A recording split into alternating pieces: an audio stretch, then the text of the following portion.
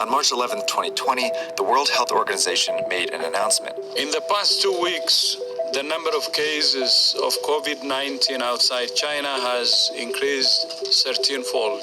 COVID-19 can be characterized as a pandemic. The coronavirus, or COVID-19 disease, had already overwhelmed China, South Korea, Iran, and Italy. And this was a warning to other countries where it was now spreading quickly. In the days and weeks ahead, we expect to see the number of cases, the number of deaths, and the number of affected countries climb even higher. The spread of COVID-19 was no longer something that could be stopped. But we can still slow it down.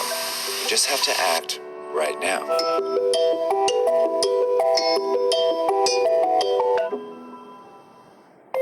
Someone with COVID-19 usually develops a fever and a cough. Aches, pains, and other mild symptoms are also possible, but are less frequent.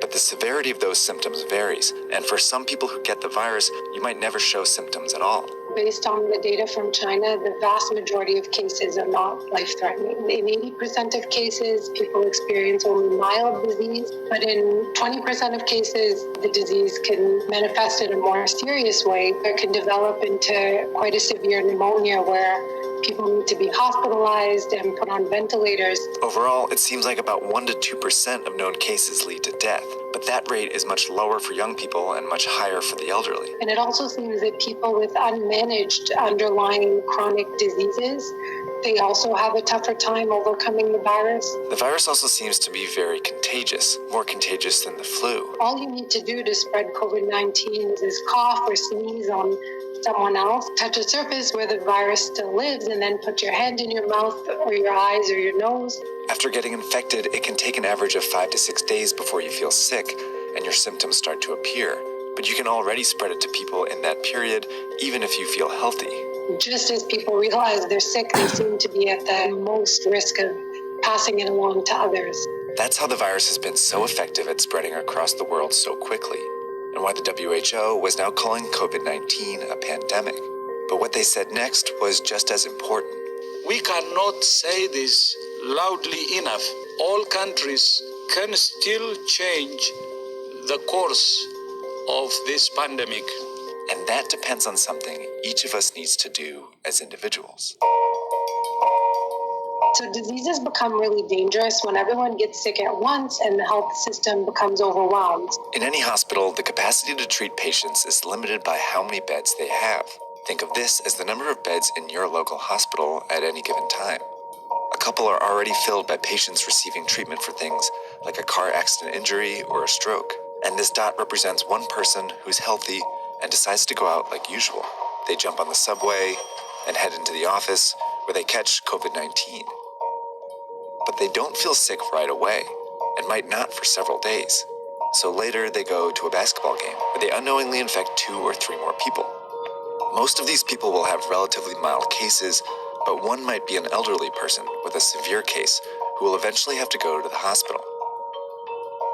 But these 3, who are all infected but don't feel sick, go out again, on the subway, into the office, and then out after work, infecting several more people, 20% of whom will need to go to the hospital. Over a short period of time, this process multiplies the number of people going to the hospital each day. Before long, the hospital is full and a crisis begins. People with severe cases of COVID-19 can't get treatment, and some who could be saved die. Plus, people with other issues can't get treatment either, and some of them die. This surge of severe cases causes avoidable deaths. That's what happened in South Korea, Iran, and Italy, all of which went from 100 to more than 5,000 cases in less than 2 weeks. A lot of people died because they couldn't get into the hospitals. This surge is made up of only severe cases, but it was generated by people who didn't feel sick, spreading the disease in public.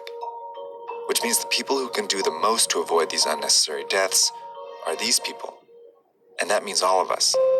To slow the virus down, you need to act as if you already have it. By avoiding public transportation, the office, crowded places, and even small social gatherings, you decrease your chances of both getting the disease and spreading it. This is called social distancing. If enough of us do it, the virus still spreads, but much slower.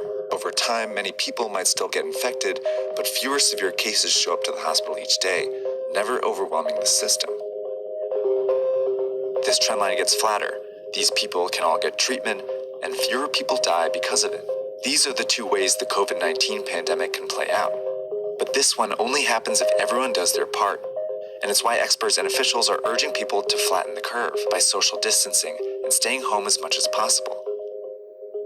It's also why in the US, many companies are helping by requiring employees to work from home, and major sports leagues have canceled their games for the time being. It may seem drastic, but it's worked before. In 1918, the cities of Philadelphia and St. Louis were both hit by a flu pandemic, but they responded in different ways. In Philadelphia, health officials allowed a huge parade to go ahead, while in St. Louis, officials prepared. They closed schools, theaters, and bars. Philadelphia's hospitals were overwhelmed, and many more died as a result. But St. Louis was able to avoid those excessive deaths. 100 years later, these are the two scenarios we face. A difference not in whether you get the coronavirus, but when you get it. That could mean the difference between life and death, maybe for someone you know. But we have to act now.